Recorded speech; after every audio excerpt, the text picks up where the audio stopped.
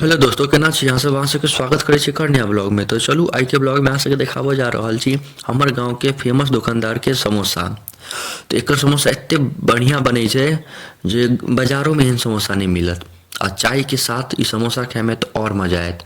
तो चलू अहाँ सबके देखाबै छी केहन की समोसा छै, केहन एकर स्वाद छै। अहाँ सब वीडियोए में पता लगा लेबै जे केहन ई समोसा छै। हमरा सबके इम्हर 10 रुपये समोसा दै छै। 10 रुपये एकटा समोसा देत। अहाँ सब कमेंट में बताएब अहाँ सबके इम्हर कै रुपये दैए। देखियो एकदम गरम गरम समोसा छै, पैगो साइज छै, बहुत पैघ छै। एक गो दुए गो में आराम से पेट भर जायत। तो 6 गो अनलिए, 10 रुपये देलकै तो 60 रुपये में भेलै 6 गो समोसा। देखियो प्याजो छै, प्याजो काटि कऽ दै छै। आ चटनी जेकर होइए की कहू, चटनी सरिसों के चटनी छै। और कथी छै नहीं पता, सरिसों के छै, कहलक सरिसों के चटनी छै। और की सब छै ओते नहीं पुछलिए। एकर जे चटनी देखबै मुँह में देखते देरी पानि आबि जायत। तखन जे गरमा गरम समोसा पैक केलकै और चटनी जे दै छलै पन्नी में, ओहो की बताउ अहाँ सबके। हमरा तखन अखनो मुँह में पानि अबैए, तखनो मुँह में पानि अबै छलै। अहाँ सब बताउ अहाँ सबके मुँह में पानि आबि रहल यऽ कि नहीं? एते गजब के छै। हम झूठे फूस के खाली तारीफे नहीं कर रहल छी, एहन बढ़िया समोसो छै। देखियो अहाँ सबके देखाबै छी, देखियो ओहो आहा, ई चटनी देखियो कते मस्त लागि रहल छै। हमरा तऽ मुँह में अखनो पानि आबि रहल यऽ, तखन से खाली पानिए चटनिए देख कऽ। अहाँ सबके समोसो के अंदर देखाबै छी, समोसा के अंदर पनीरो देने छै।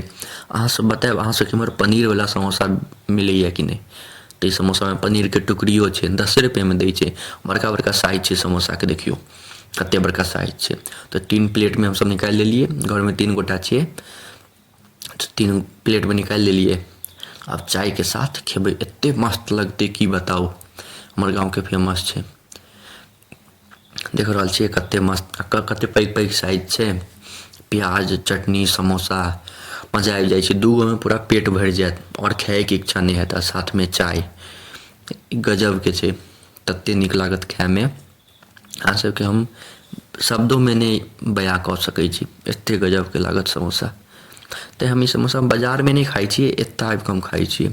बाजारो जाइ छियै तो बाजार में नहीं खरीदलू, गाँवे में आबि कऽ खेलू। देखियो चटनी कते मस्त, आ समोसो एते एकदम कुरकुर।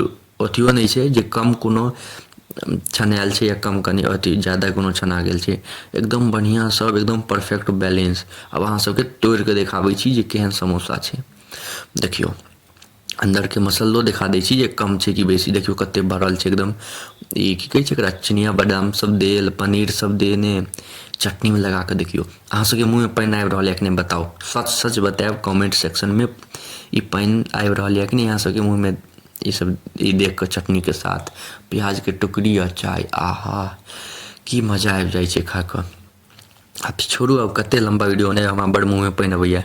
अब हम जाइ छी आराम से बैस कऽ खेबै, तारक मेहता के उल्टा चश्मा चलेबै, आराम से बैस कऽ खेबै। तऽ अहाँ सबके एते देर तक देखऽ के लिए धन्यवाद। नीक लागे तऽ लाइक कमेंट शेयर सब्सक्राइब जरूर करब।